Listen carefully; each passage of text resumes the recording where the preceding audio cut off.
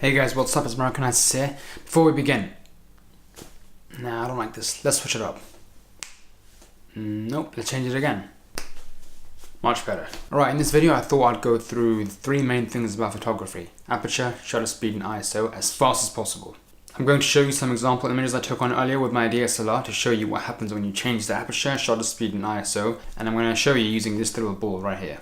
Let's begin. And the first one is called the aperture. The aperture pretty much determines how much light enters the sensor. The opening and closing inside the lens you'll see. And so if you increase the aperture, which means you make the opening larger like this, because it's larger, more light hits the sensor, and you also get a more blurry background, or they're called bokeh in the photography world. This means that you get a more shallow depth of field, so objects in the background will be much more blurred compared to objects in the foreground. For example, in the image you can see the ball.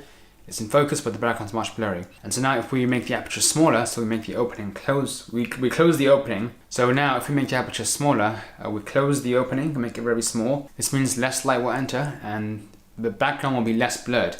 And so more things will be in focus. You get less depth of field. The background isn't as blurred as it was before because the aperture is now smaller. The second one is called the shutter speed. The shutter speed is the duration of the shutter. So when you press the button, you'll hear a sound. The shutters will open and close.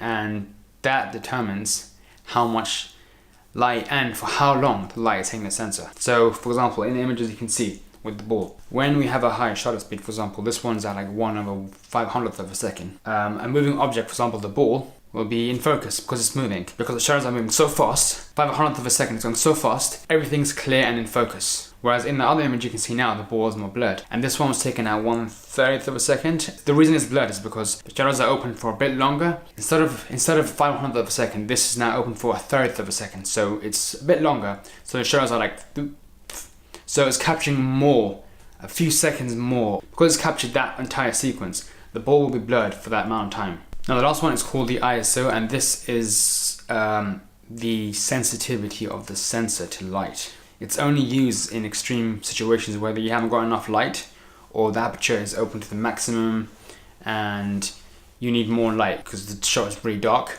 So what you can do with the ISO is that you can increase it all the way up to about 20,000 something, depending on which camera you're using. It will give you more light, but as a result, you will see the quality of the photo degrade a little bit.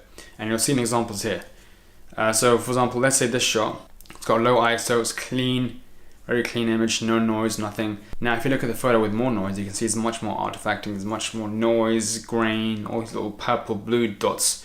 As you can see, the image is not very clean, it's very noisy, as they say.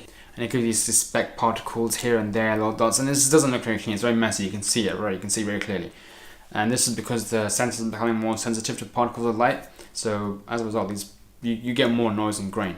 And this happens with every camera. The higher you increase your ISO, the more noise you'll get in your photos. So just try and make sure your ISO is as low as possible to when you're getting exposure. Keep the image as clean as possible by trying to let in more light with the aperture. So maybe look for a lens with a high aperture to let in more light, so that way the image is clean.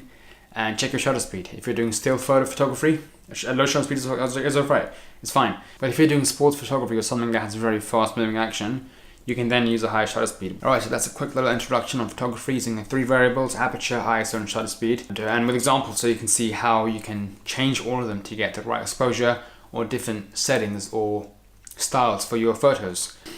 Alright guys, thanks for watching the video. If you liked the video, give it a like. If you didn't like it, just give it a dislike and let me know maybe in the comments on how I can improve. I'll see you in the next video. Take care. Bye.